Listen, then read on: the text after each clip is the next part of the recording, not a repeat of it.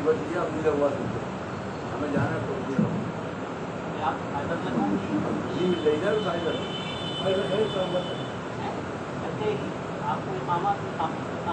السلام علیکم.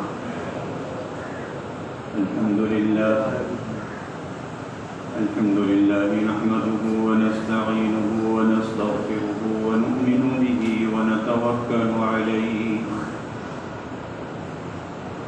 ونعوذ بالله من شرور أنفسنا ومن سيئات أعمالنا من يهده الله فلا مضل له ومن يضلله فلا هادي له ونشهد أن لا إله إلا الله وحده لا شريك له ونشهد أن سيدنا ونبينا ومولانا محمدا عبده ورسوله صلى الله تعالى عليه وعلى آله وأصحابه وسلم تسليما كثيرا كثيرا. أما بعد فأعوذ بالله من الشيطان الرجيم. بسم الله الرحمن الرحيم. وأحل الله البيع وحرم الربا. صدق الله العظيم. بزرگان محترم اور برادران عزیز،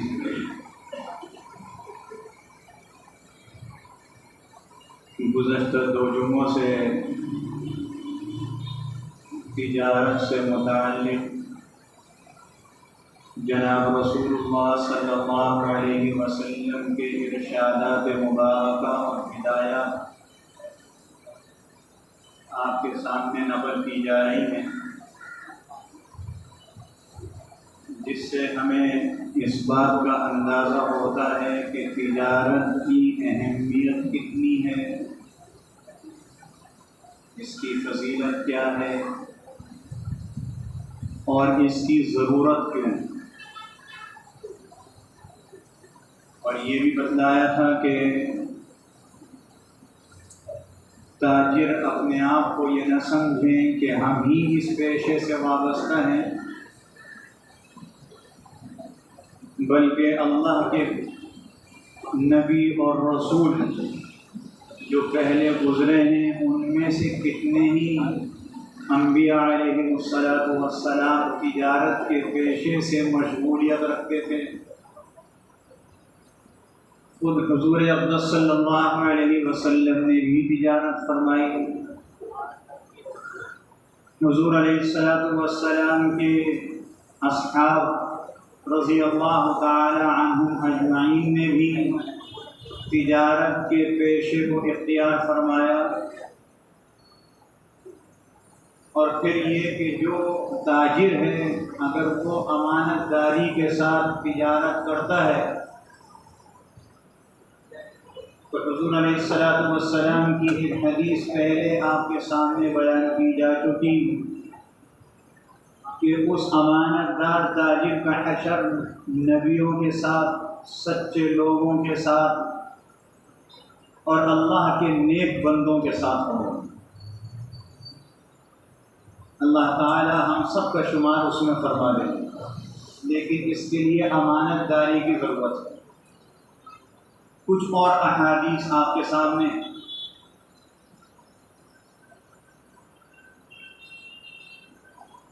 ایک اہم ترین حدیث ہے حضور علیہ السلام کی. آپ نے ارشاد فرمایا جو فریب دے گا وہ ہم میں سے نہیں، جو دھوکہ دے گا وہ ہم میں سے نہیں، اور مکاری اور دھوکہ دوزخ میں. اس لیے تجارت کو امانت داری کے ساتھ کرنا چاہیے، دھوکے بازی کے ساتھ نہیں. تجارت دھوکے بازی کا نام نہیں. حضرت واصلہ ابن الاسقع رضی اللہ تعالی عنہ فرماتے ہیں کہ حضور علیہ السلام نے ارشاد فرمایا جس نے عیب دار چیز فروخت کی، آپ کو فروخت کرنے والے کو اس کا عیب معلوم تھا لیکن فروخت کر دی، اور اس کا عیب نہیں بتلایا خریدنے والے کو، تو حضور علیہ السلام ارشاد فرما رہے ہیں ایسا بیچنے والا ہمیشہ اللہ کے غضب میں رہے گا۔ کتنی سخت بات آئی ہے، اور ہمیشہ فرشتوں کی لعنت اس پر رہے گی، یعنی وہ شخص اللہ کے غضب کا بھی شکار رہے گا، ہمیشہ ملعون بھی رہے گا۔ تو ہم میں سے کتنے ہی لوگوں کی عادت ہے کہ جب ہم اس چیز کو فروخت کرتے ہیں اور اس کا عیب ہمیں معلوم ہوتا ہے، ہم اس کا عیب خریدنے والے کو نہیں بتلاتے۔ یہ نقصان کی بات ہے۔ 2 پیسے ابھی مل جائیں گے لیکن بات کا ہمیشہ کا نقصان کتنا بڑا ہے، اس لیے اس سے بچنا چاہیے۔ جو عیب ہو اس کو بتلا دینا چاہیے۔ اچھا عیب نہیں بتلایا، آپ کو معلوم تھا، بتلایا نہیں، خریدنے والے نے خرید دیا، اگرچہ اس میں الٹ پلٹ کر دیکھی چیز نظر نہیں آیا، چلا گیا۔ اب جب وہ گھر چلا گیا اس کو پھر عیب نظر آیا، تو اب آپ کیا سمجھتے ہیں کبھی وہ آپ کے پاس آئے گا دوبارہ؟ کبھی بھی نہیں آئے گا، کہے گا دکاندار اچھا نہیں ہے، ایماندار نہیں ہے، دیکھو عیب دار چیز مجھے دے دی۔ تو ایک تو نقصان وہ ہوا تھا جو اللہ کے غضب کا اور فرشتوں کے لعنت کا تھا، ایک نقصان یہ ہوا کہ ہمیشہ کے لیے چلا گیا ہو، 3 نقصان ہو گئے۔ اس لیے عیب دار چیز بتلا دینی چاہیے کہ اس چیز میں یہ عیب ہے، اور یہ تجربے کی باتیں ہیں۔ جو آدمی کسی چیز کے عیب کو بتلا دے گا اس کے فروخت کرتے وقت خریدار کو، وہ اس کی ضرورت کی ہوگی تو ضرور لے کے جائے گا، چھوڑے گا نہیں، اور وہ آپ پر ایسا آنکھ بند کر کے اعتماد کرے گا کہ پھر دوبارہ آپ کے پاس آئے گا، کہے گا یہ آدمی تو بڑا ایماندار ہے، جس نے عیب بتلا دیا اس کا۔ تو حضور علیہ السلام فرما رہے ہیں کہ عیب نہ بتلائے تو اس کا یہ نقصان ہے۔ حضرت عبداللہ ابن عباس رضی اللہ تعالی عنہما فرماتے ہیں کہ حضور علیہ السلام جب ہجرت فرما کے مدینہ منورہ تشریف لے گئے تو مدینہ منورہ کی تجارتی حالت اچھی نہیں تھی، اور تجارتی حالت سے مراد یہ کہ وہاں کے جو تاجر تھے اکثر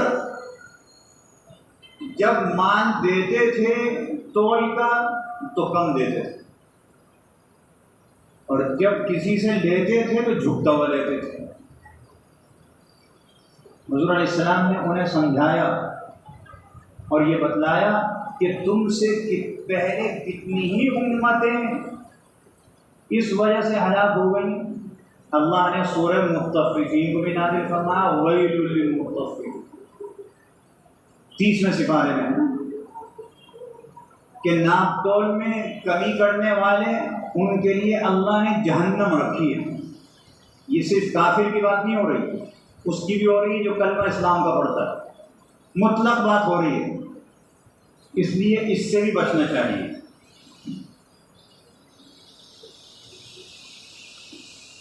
حضرت رفاعہ رضی اللہ تعالی عنہ فرماتے ہیں کہ میرے دادا حضور علیہ السلام کے ساتھ عیدگاہ کی طرف تشریف لے گئے۔ حضور علیہ السلام مسجد نبوی میں عید کی نماز ادا نہیں فرماتے تھے، بلکہ مسجد نبوی سے کچھ فاصلے پر ایک میدان تھا، وہاں عید کی نماز ادا فرماتے تھے۔ اس کی نشانی آج یہ ہے جو حضرات وہاں گئے ہیں اور جو نہیں گئے اللہ ان کو زیارت نصیب فرمائے، اور وہاں کی رونقوں کو اللہ دوبارہ بحال فرما دے۔ مسجد نبوی سے دائیں طرف اگر جائیں تو ایک چھوٹی سی مسجد بنی ہوئی ہے، بالکل مسجد نبوی کے قریب ہو گئی ہے، وہ اس کا نام ہے مسجد غمامہ۔ یہ وہ جگہ ہے جہاں حضور علیہ السلام عیدین کی نماز اور استسقاء کی نماز پڑھایا کرتے تھے۔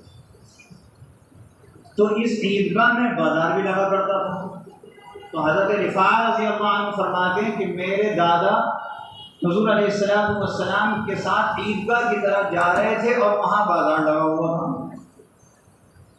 حضور علیہ السلام نے دیکھا کہ لوگ خرید و فروخت کر رہے ہیں، تو فرمایا اے تاجروں کی جماعت۔ جب آپ نے یہ فرمایا تو جو تاجر وہاں تھے انہوں نے نظریں آپ کی طرف اٹھائیں، گردنیں اٹھائیں اور آپ کی بات کا جواب دیا۔ آپ علیہ السلام نے فرمایا تاجر لوگ قیامت کے دن بہت گناہ گار اٹھائے جائیں گے۔ کتنی فضیلت بیان ہوئی، کتنی اہمیت تجارت کی بیان ہوئی، اور حضور علیہ السلام یہ فرما رہے ہیں تاجر لوگ قیامت کے دن بہت گناہ گار اٹھائے جائیں گے، سوائے ان کے، اب یہ استثناء بیان ہو رہا ہے، سوائے ان کے جو پرہیزگار رہے تجارت کے دوران اور انہوں نے نیکی اختیار کی اور سچ بولے۔ لوگ کہتے ہیں ہم جھوٹ بولنے پر نماز تھوڑی پڑھ رہے ہیں، تجارت ہی تو کر رہے ہیں۔ دیکھو یہ کیا کہہ رہے ہیں حضور علیہ السلام، جھوٹ کو جھوٹ ہی نہیں سمجھتے ہم، بلکہ تجارت میں تو ایک فن سمجھتے ہیں کہ ایسی بات کہو کہ سامنے والے کے دل میں اتر جائے اور ہمارا مال لے جائے، ہمارا بس نہیں چلتا کسی دوسرے کی دکان پہ بھی نہ جائے گا۔ حضور علیہ السلام فرمانا بہت گناہ گار اٹھیں گے سوائے ان کے جس نے پرہیزگاری کی زندگی گزاری اور نیکی کا راستہ اختیار کیا اور سچ بولا۔ مطلب یہ جھوٹ بولو گے تو تاجر قیامت کے دن گناہ گار اٹھے گا، اور اگر سچ بولو گے، اللہ کی نیکی کا راستہ اختیار کرو گے، پرہیزگار بنو گے، تو اللہ رب العزت بہت اچھی زندگی عطا، اللہ ہم سب کو عطا فرمائے۔ جھوٹ سے بھی بچا لے۔ جھوٹ تو ایسی گندی چیز ہے، اتنی نجس چیز ہے کہ فرشتے اس جھوٹ کو سن کر میلوں دور بھاگ جاتے ہیں۔ تو فرشتے جب دور بھاگتے ہیں تو پھر اللہ کی رحمت کہاں سے آئے گی؟ اس لیے ایک تو جھوٹ بولنے کی عادت ختم کر دینی چاہیے۔ بہت سے لوگ تجارت میں کرتے ہیں، بہت سے لوگ تو ویسے ہی بس جھوٹ بولنے کے عادی ہیں نا، اور ایسا آنکھوں میں دھول جھونکتے ہیں۔ آپ راستے میں اس شخص کو دیکھتے ہوئے جا رہے ہیں، اور جب وہ پھر آپ اور اس نے آپ کو نہیں دیکھا، اور پھر تھوڑی دیر کے بعد آپ کے پاس آتا ہے تو جھوٹ بولتے ہیں کہ فلانی جگہ تھا، وہاں تھا، وہاں تھا، وہاں۔ کیا فائدہ ہے اس کا؟ کوئی فائدہ نہیں۔ اللہ کو ناراض کرنا، اللہ کے فرشتوں کو اپنے سے دور کرنا۔ اس لیے جھوٹ کی عادت ختم کرنی چاہیے، نہ صرف اپنے سے بلکہ اگر ہماری اولاد بھی ہمیں دیکھ کر، کیونکہ وہ جو کام کرتی ہے ہمیں دیکھ کے کرتی ہے، ہمیں دیکھ کر اگر جھوٹ بول رہے ہیں تو ان کو بھی منع کرنا چاہیے۔ اللہ اس کی ہم سب کو توفیق عطا فرمائے اور سچ بولنے کے توفیق بھی عطا فرمائے۔ حضور علیہ السلام نے ایک بات اور فرمائی، حضرت قتادہ رضی اللہ تعالی عنہ اس حدیث کو روایت کرتے ہیں۔ آپ علیہ السلام نے ارشاد فرمایا اپنے کو تجارت میں بہت قسمیں کھانے سے روکو۔ قسمیں اٹھاتے ہیں، تجارت میں اٹھا رہے ہیں، کس لیے اٹھا رہے ہیں؟ ہمارا مال بک جائے۔ اور بعضوں کو تو قسمیں کھانے کی عادت ہوتی، بات میں کوئی فائدہ نہیں، وہ قسم اٹھا رہے ہیں۔ منع فرمایا، تاکید کے لیے کہیں ہو تو بس ہو، کوئی گواہی ہو تو اس میں چل، لیکن یہ کیا کہ بات میں ہمارا تقیہ کلامی یہ بن گیا اللہ کی قسم، اور ایک تو یہ قسم، اور دوسرے یہ کہ ہمارے اماں کے سر کی قسم، کہ تمہاری اماں کا سر بڑا متبرک ہے۔ قسم صرف اللہ کی، اس کی ذات کی، اس کی صفات کی، باقی کسی رسول اللہ صلی اللہ علیہ وسلم کی قسم بھی نہیں اٹھا سکتے آپ۔ قسم صرف اللہ کی، غیر اللہ کی نہیں۔ یہاں ہم پتہ نہیں کیسی کیسی قسم اٹھاتے ہیں، قرآن کی قسم، فلانے کی قسم، فلانے کی قسم۔ عجیب لوگ ہیں۔ حضور علیہ السلام فرما رہے ہیں تجارت میں کثرت کے ساتھ قسمیں اٹھانے سے اپنے آپ کو روکو۔ کیوں؟ اس لیے کہ یہ مال تو نکلوا دیتا ہے، قسم اٹھانا مال تو نکلوا دیتا ہے، لیکن اس کی برکت کو ختم کر دیتا ہے۔ پھر بعد میں روتے ہیں ہمارا پورا نہیں ہوتا، سب چیز ہے، دکان چل رہی ہے، لیکن خرچہ پورا نہیں ہوتا۔ تو قسمیں ہم اٹھائیں بیکار کی اور جھوٹ ہم بولیں، تو پھر یہ گلا کیوں ہے کہ برکت نہیں ہوتی؟ یہ گلہ تو تب ہوتا نا جب ہم اللہ کے رسول کے طریقے پر چلتے اور پھر ہمارا پورا نہ ہوتا. ہم تو طریقے پہ نہیں چل رہے تو گلہ بھی نہیں ہونا چاہیے. قسمیں کھانے سے مال کی نکاسی ہو جاتی ہے، پیسہ آنے کے باوجود اس کے اندر برکت نہیں ہوتی. برکت کی بڑے وسیع معنی ہیں. پیسہ تو آ گیا، استعمال بھی ہو گیا، کہیں بیماری میں نکل گیا، کہیں کسی اور چیز میں نکل گیا، اور پیسہ آ گیا، ہمارا خرچہ اتنا ہے کہ اس سے پورا نہیں ہو رہا. یہ ساری برکت ہے اس سے ختم ہو جاتی ہے. حضور علیہ السلام ارشاد فرماتے ہیں، حضرت عمر رضی اللہ تعالی عنہ اس حدیث کو روایت کرتے ہیں سنن ابن ماجہ میں، فرمایا کہ قحط میں باہر سے غلہ لانے والے کو رزق دیا جائے گا. ایک علاقے میں، ایک شہر میں، ایک ملک میں قحط ہو گیا، غلہ نہیں مل رہا. ہمارے یہاں تو مصنوعی قلت آتی ہے نا، یہ بھی ایک قلت ہے. اور باہر سے جو لا کر ہمارے شہر میں بیچ رہا ہے، اللہ فرما رہا ہے اس کو رزق دیا جائے گا. اور ایک ہمارے ہی شہر میں، ہمارے ہی ملک میں تاجر موجود ہے، اس کے پاس غلہ موجود ہے لیکن گوداموں کے اندر ہے، انتظار میں کہ قیمت پھر بڑھے گی تو پھر بیچوں گا، جس کو کہتے ہیں ذخیرہ اندوز. ہماری یہ ساری حکومتیں ذخیرہ اندوز ہیں. تو یہ ذخیرہ اندوزی چاہے حکومتوں کی شکل میں ہو، چاہے افراد کی شکل میں ہو، چاہے کمپنیوں کی شکل میں ہو، اللہ فرما رہا ہے جو یہ روکے گا اس پر لعنت کی جائے گی. دیکھ لیجیے، تاجروں کو سوچنا چاہیے، کیا ہم ایسا نہیں کرتے کہ چیز اس وقت دیتے ہیں جب مہنگی ہو جاتی ہے، اس سے پہلے گوداموں میں رکھی رہتی ہے.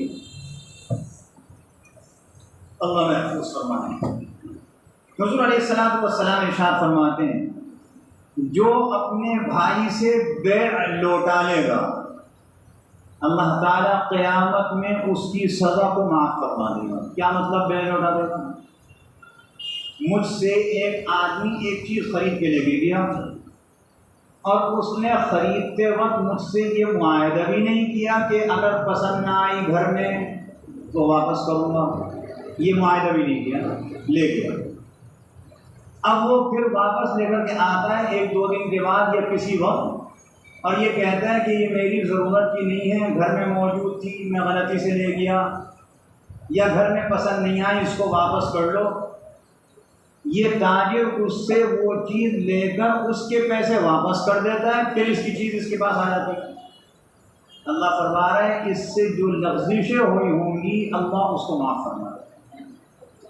دیکھیے ابھی معاہدہ نہیں تھا، اب معاہدے کی بات. لیکن اتنی فضیلت بیان کرنے کے باوجود تاجر کو یہ اختیار دیا گیا ہے کہ اسے یہ کہے کہ بھائی تم نے تو مجھ سے معاہدہ نہیں کیا تھا، میں واپس نہیں کروں گا. اختیار ہے اسے، اور وہ اگر واپس نہ کرے تو ٹھیک ہے، کوئی حرج کی بات نہیں، لیکن اس سے یہ فضیلت ختم ہو جائے گی. یہ جو اللہ فرما رہا ہے اس کی سزا کو معاف کر دوں گا، یہ فضیلت ختم ہو جائے گی، اور معاہدہ نہ کرنے کی وجہ سے جو اسے اختیار ہے وہ اس کے پاس رہے گا. حضور علیہ السلام ارشاد فرماتے ہیں، حضرت ثوبان رضی اللہ تعالی عنہ اس حدیث کو نقل فرماتے ہیں. آپ نے ارشاد فرمایا، جس کی روح جسم سے اس حال میں جدا ہو، موت کا وقت آئے، ہمارے جسم سے یہ روح، یہ کرنٹ اس حال میں نکلے کہ وہ 3 باتوں سے بری ہو. 3 باتیں اس میں نہ ہوں. نمبر 1، غنیمت کی خیانت سے، غنیمت میں خیانت نہ کی ہو. نمبر 2، قرض سے. نمبر 3، تکبر سے. یہ 3 باتیں اس میں نہ ہوں موت کے وقت. یہ حدیث تو عام ہے لیکن تاجروں کے لیے بھی ہے، سب کو سنائی جا رہی ہے. یہ 3 باتیں اس میں نہ ہوں تو اللہ رب العزت اس کو جنت میں داخل کرے گا. بڑی فضیلت بیان ہوئی ہے. یہ بھی ہو سکتا ہے کہ بلا حساب کتاب داخل کر دے، حدیث تو خاموش ہے. یہ فرمانا ہے کہ جنت میں داخل کرے گا. یہ بھی ہو سکتا ہے حساب کتاب میں نرمی کی جائے. بہرحال جس طریقے سے بھی ہو اللہ اس کو جنت میں داخل کرے گا. بڑی مشکل بات آئی ہے۔ حضرت عائشہ ام المؤمنین رضی اللہ تعالی عنہ فرماتی ہیں کہ حضور علیہ السلام نے ارشاد فرمایا سویرے صبح کو جایا کرو اور اس کی طلب میں ہو۔ ہم تو سو کے 12 بجے اٹھتے ہیں، ہم تو 1 بجے سو کے اٹھتے ہیں، ظہر کے بعد دکان پر جاتے ہیں، تو دکان پہ دوپہر کو جا رہے ہیں تو صبح تھوڑی جا رہے ہیں۔ اور حضور علیہ السلام فرما رہے ہیں کہ صبح سویرے جائے کرو، سویرے سورج نکلنے کے بعد جتنا جلدی ہو سکے اس وقت جایا کرو۔ اور اس کی وجہ بتلا رہے ہیں کیونکہ صبح ہی جانے میں برکت ہے اور کامیابی ہے۔ تجارت میں برکت اور کامیابی یہی ہے کہ صبح جایا کرو۔ ہمارے استاد تھے، خوش نویس تھے، اللہ ان کی خبر کو نور سے منور فرمایا، 14 قرآن مجید لکھے ہاتھ سے، کتابت کر کے،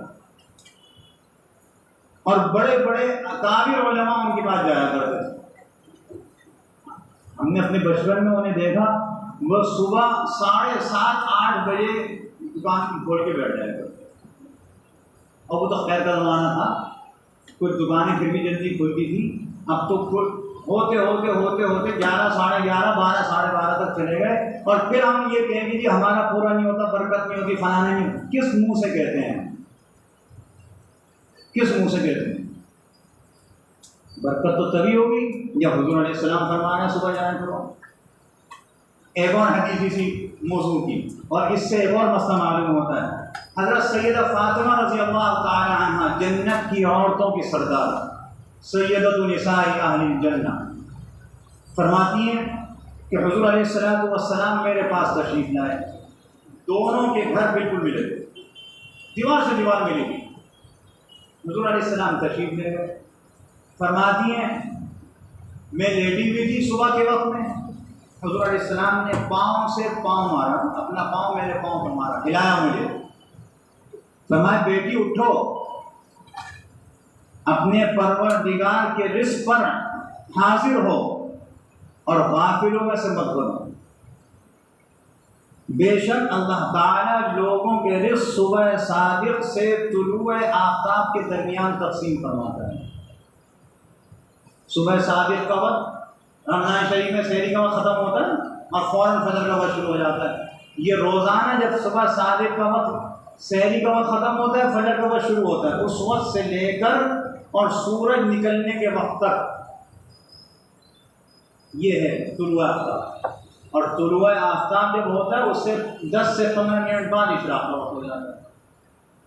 اس وقت میں سونے کی ممانعت آئی ہے، پتہ یہ چلا اس حدیث سے کہ صرف مردوں کے لیے نہیں تھا، عورتوں کے لیے بھی ہے کہ اس وقت میں نہ سوئیں۔ رشتوں میں بھی مل رہا ہے نا، چاہے باپ کے ذریعے سے مل رہا ہو، چاہے شوہر کے ذریعے سے مل رہا ہو، چاہے بھائی کے ذریعے سے مل رہا ہو، چاہے بیٹے کے ذریعے سے مل رہا ہو، اللہ نے سبب تو بنایا اس وقت نہ سوئیں۔